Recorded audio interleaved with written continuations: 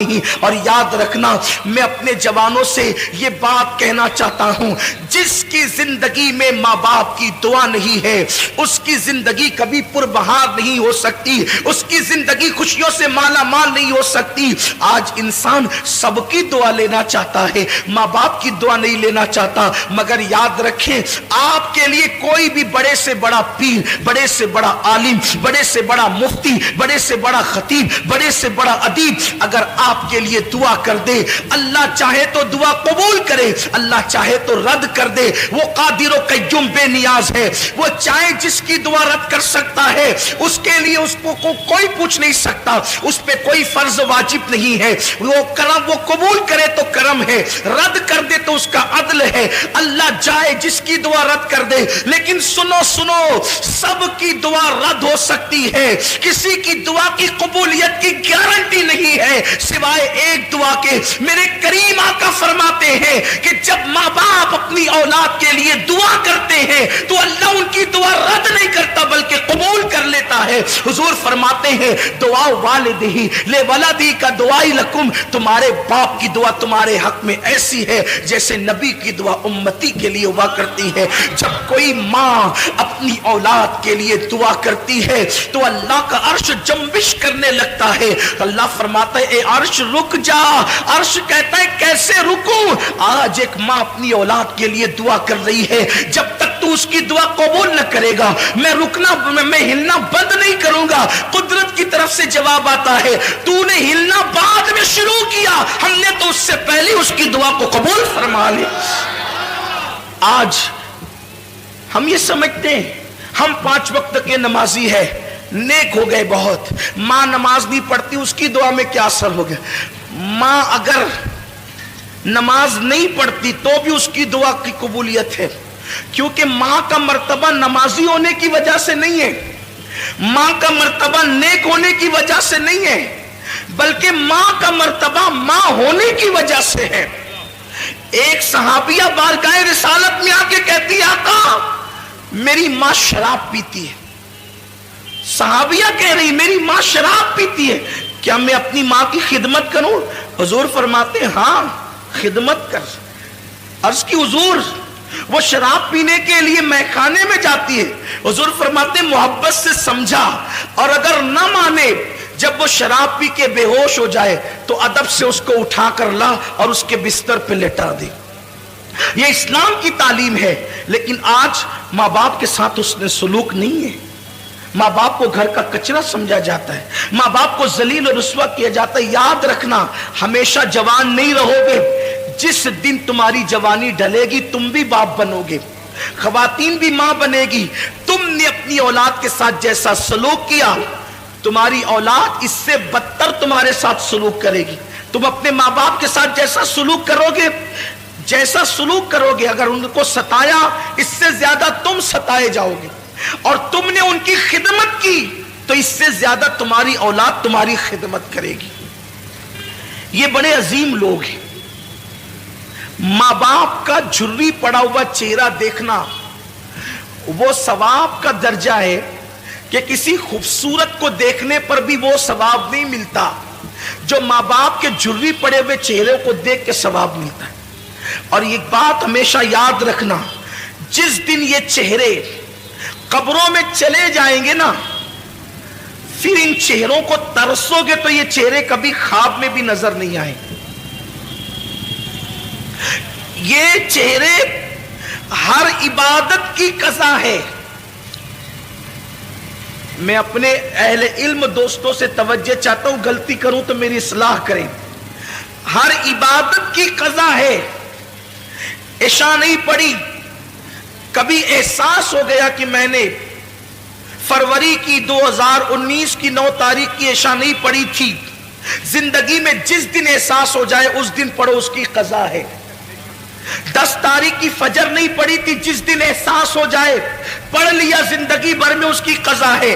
ہر عبادت کی قضا ہے۔ ماں باپ کا چہرہ دیکھنا وہ عبادت ہے، اس کی کبھی قضا نہیں ہو سکتی، اس کی کبھی قضا نہیں ہو سکتی۔ اور زندگی میں جس دن ماں باپ نہیں ہوں گے اس دن آپ کو اپنے ماں باپ یاد آئیں گے۔ ارے میں کیا، میں کیا اور آپ کیا، اپنی کیا اوقات اور اپنی کیا حیثیت ہے۔ اللہ کے رسول صلی اللہ علیہ وسلم کو خود زندگی میں کئی مرتبہ اپنے ماں باپ یاد آئے۔ اگر ہر موقع کا ذکر کروں تو ایک طویل وقت چاہیے، لیکن تو میں عرض کر رہا تھا کہ کئی بار حضور کو والدین یاد آئے، لیکن ایک مقام پر حضور ایک موقع صرف عرض کر رہا ہوں، ایک موقع صرف عرض کر رہا ہوں کہ حضور علیہ الصلوۃ والتسلیم کو جب ماں باپ کی یاد آتی تھی تو حضور کی آنکھوں میں آنسو آ جاتے۔ حضور کو ظاہر سی بات ہے جو رحمت للعالمین ہو، جو سب سے پیار کرتے ہوں، وہ اپنے ماں باپ سے کتنا پیار کرتے ہوں، اور حضور کے ماں باپ جیسے ماں باپ ہونے کی حیثیت سے کسی کے نہیں ہے۔ اگر بات حضور کے والدین کی آئی ہے تو مجھے حضور کی امی جان کی یاد آ گئی۔ حضور کی امی جان سیدہ آمنہ جب لوگ دور جہالت میں جیتے تھے تو اس وقت حضور کی امی کے پاس اتنا علم تھا کہ حضور کی امی شاعری کرتی تھی، شاعرہ تھی حضور کی امی جان، ان کی شاعری کتابوں کے اندر موجود ہے۔ بہت بڑی دانشور تھی حضور کی امی جان سیدہ آمنہ خاتون سلام اللہ علیہا۔ بلکہ حضور کی امی کی یاد آئی ہے تو میں دو باتیں عرض کرنا چاہتا ہوں، ایک بات کہنا چاہتا تھا لیکن ایک بات اور یاد آئی۔ حضور علیہ السلام کی عمر جب 6 سال کی ہوئی تو اس وقت حضور کی امی کا وصال ہو گیا، حضور کی والدہ کا وصال ہو گیا۔ وصال کا سبب یہ چیز بنی کہ حضور کی عمر 6 سال کی تھی۔ حضور کی امی جان نے کہا میرے شہزادے محمد، تم نے اپنے والد کی زیارت نہیں کی ہے، ایک کام کرو کہ تمہارے والد کی قبر یثرب میں ہے، یعنی موجودہ مدینہ منورہ، اس وقت وہ مدینہ نہیں بنا تھا، یثرب اس کہلاتا، یثرب میں ہے تمہارے ابا کی قبر، چلو تم نے باپ کا چہرہ تو نہیں دیکھا، تم کو والد کے مزار کی زیارت کرا کر کے لاتی ہوں۔ حضور علیہ السلام 6 سال کی عمر میں پہلا سفر کرتے ہیں۔ حضور کا یہ پہلا سفر ہے 6 سال کی عمر میں، اور 6 سال کی عمر میں پہلا سفر حج کے لیے نہیں ہے، تجارت کے لیے نہیں ہے، نماز کے لیے نہیں ہے، بلکہ مزار کی زیارت کے لیے۔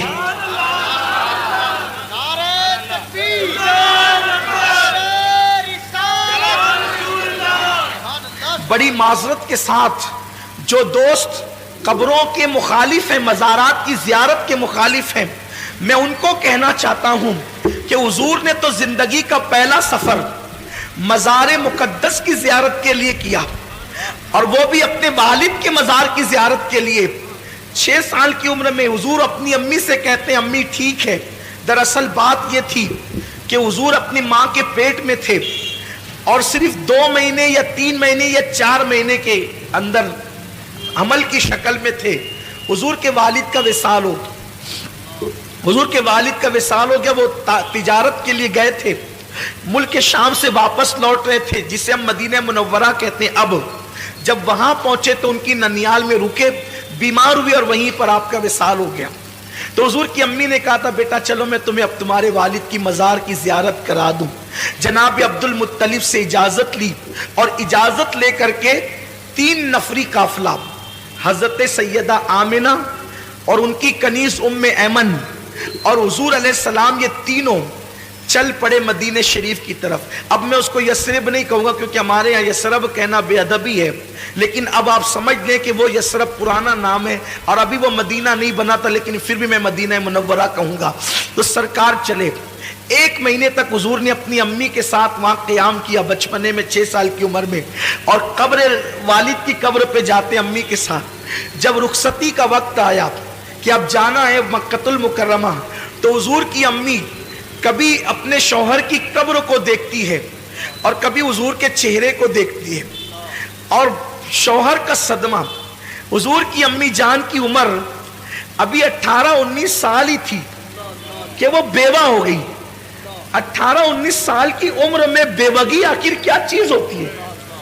سوچیں نا ذرا، اگر کوئی عورت 19 سال کی عمر میں یتیم ہو جائے تو اس کو اتنا صدمہ نہیں ہوتا جتنا اس کو بیوہ ہونے کا صدمہ ہو۔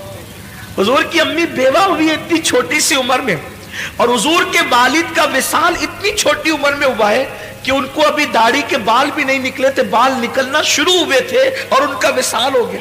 یعنی زندگی کی مکمل بہاریں بھی نہیں دیکھی ہے اور وصال ہو گیا. تو کبھی شوہر کی قبر دیکھتی ہے، کبھی بیٹے کا معصوم سا چہرہ دیکھتی ہے. اور 6 سال کی عمر میں میرے نبی کتنے خوبصورت لگتے ہوں گے.